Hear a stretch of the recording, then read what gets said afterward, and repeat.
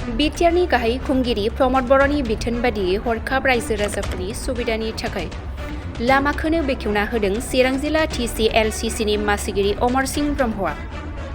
रायजो राजाफोरनि थांलाय फैलायनि खस्थ'खौ गैया खालामनो बिटिआरनि गाहाय खुंगिरि प्रमद बर'नि बिथोन बादियै चिरां जिल्ला हाथिसार माजेबस्टिनिफ्राय थांनाय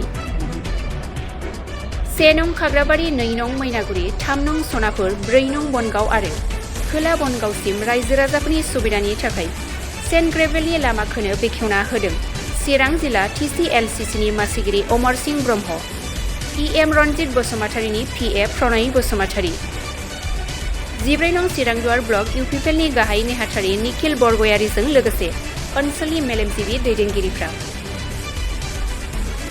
बेखेवखांनायनि उनाव TCLCCनि मासिगिरि अमरस खौरांगिरिनि गेजेरजों माखासे गोनां बाथ्राफोरखौ बुंथियो आरो लामा बेखेवनायखौ ओनसोलनि रायजो राजाफ्रा साबायखर बावो। बे सिपसारनि डिपार्टमेन्टनिफ्राय PWTनिफ्राय बे जादों। बिराद गाज्रि अबस्थानि मोनसे लामा, बिराद गोजाम लामा बे हाथिसारनि। बे हाथिसार BCDCनि सिङाव बे लामाया 3 किल'मिटार गासै डिस्टेन्सआ जेखिनि हमजादों। बेयो नैबे दन्तक रडनिफ्राय माझि बस्ति, बेनिफ्राय सनापुर मैनागुरि आरो दक्षिण बनगाव बेखिनि गामिफोरखौ बे कानेक्ट खालामगोन आरो दा लामानि अबस्थाया बिराद गाज्रि। ओमफ्राय बेवहाय मोनसे कालभार्ट बिराद गोनांथि जायोमोन। दा बे कालभार्ट बे जायोब्ला बिराद सुबिदा जाबाय। दा सिपसारा बे लामाखौ जे हमदों बेनि थाखाय आङो पार्सनेलि आरो रायजो राजानि जानानै आङो साबायखर जासिगोन। आरो बेवहाय EM सारा बे लामानि गोनांथिखौ नुनानै सिपसारनि डिपार्टमेन्टनिफ्राय बेखौ जे हमनानै लाबोदों बे बिराद मोजां जादों।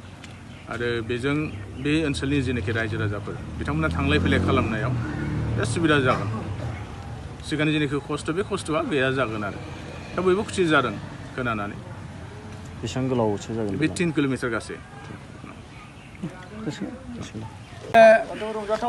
दिनै जोंनि हाथिसार प्राइमारिनि सिङाव थानाय जोंनि बे हाथिसार LP स्कुल दान्थाक रडनिफ्राय दिनै प्रमद बर' सारनि अननायाव जोंनि EM सारा जोंनि बे हाथिसार ओनसोलाव बयनिख्रुइबो गोजामसिन लामा बे माझि बस्तिनिफ्राय हाबनानै ओरै मैनागुरि 1 नं खाग्राबारि सनापुर बनगावखौ लाफानानै ओरै दलापारासिम दिनै 3 किल'मिटार अर्थात 3 किल'मिटार लामा जोंनो सेक्सन खालामनानै होनायनि गेजेराव जोंनि बे ओनसोलारि मानसिफ्रा थाबायनाय एबा गारि मटर हान्थामेलाफ्राव जोबोद मोजां जासिगोन।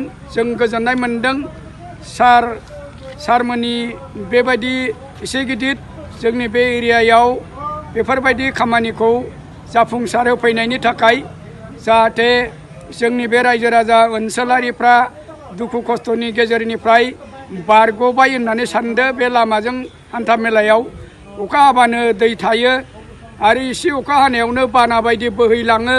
जाहाथे दिनैनिफ्राय जोंहा साननानै लाबाय बे ओनसोलारिफ्रा जोंनि बे दुखु खस्थ'नि गेजेरजों जोङो उथ्रिलांनाय बायदि सानबाय सारमोननि अननायाव। जोङो बेसेबा गोबावनिफ्राय बेफोरबायदि गिदिर गिदिर खामानिफोरखौ नुवाखैमोन जोंनि एरियायाव।